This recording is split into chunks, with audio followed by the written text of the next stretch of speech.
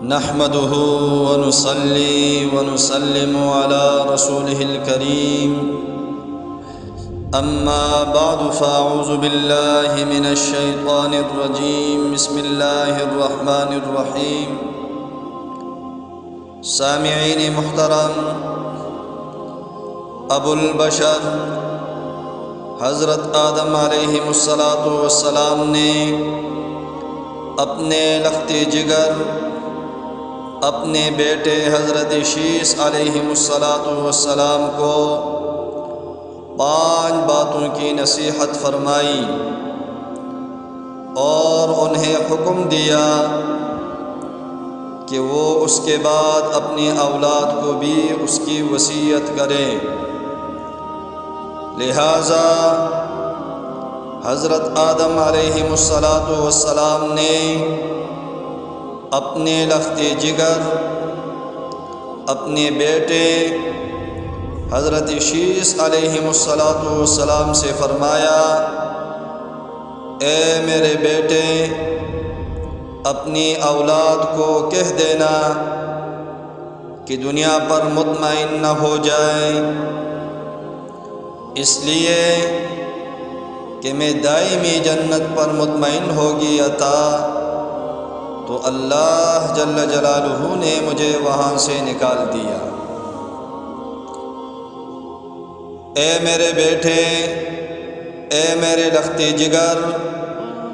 اپنی اولاد سے کہہ دینا کہ اپنی عورتوں کی خواہش کے مطابق عمل نہ کرے، کیونکہ میں نے اپنی بیوی کی خواہش کے مطابق عمل کیا اور درخت کا پھل کھا لیا تو مجھے شرمندگی اٹھانا پڑی۔ اے میرے بیٹے، اے میرے لخت جگر، اپنی اولاد سے کہہ دینا کہ تم جو عمل بھی کرنا چاہو اس کے انجام کو سوچ لو، اس لیے کہ میں نے اگر انجام کو سوچ لیا ہوتا تو یہ مصیبت نہ پڑتی۔ جب کسی عمل میں تمہارے دل کشمکش میں مبتلا ہو تو اس عمل سے بچو، اس لیے کہ جب میں نے درخت کا پھل کھایا اس موقع پر میرا دل بے چین ہو گیا، پھر بھی میں باز نہ رہا تو مجھے ندامت اٹھانا پڑی۔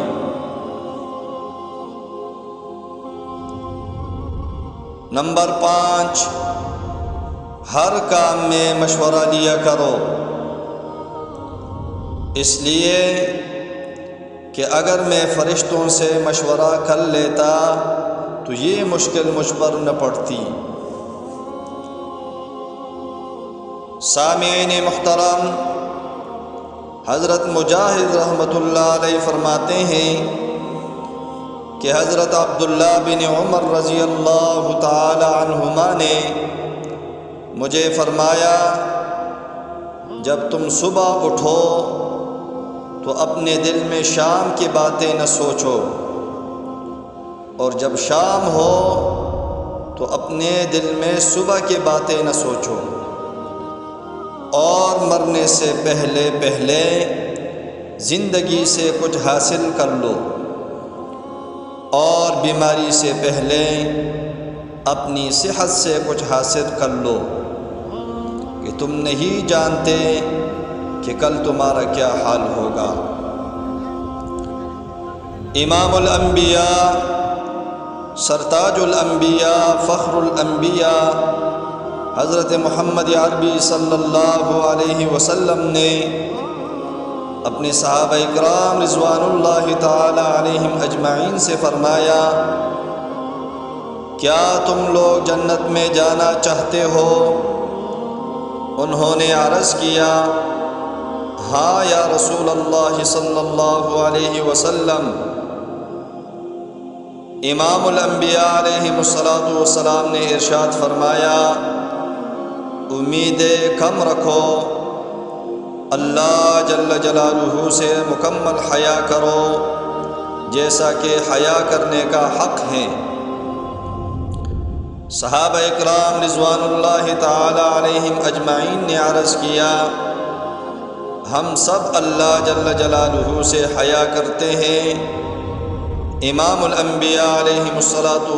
نے فرمایا، یہ حیا نہیں ہے بلکہ اللہ جل جلالہ سے حیا یہ ہے کہ تم قبرستانوں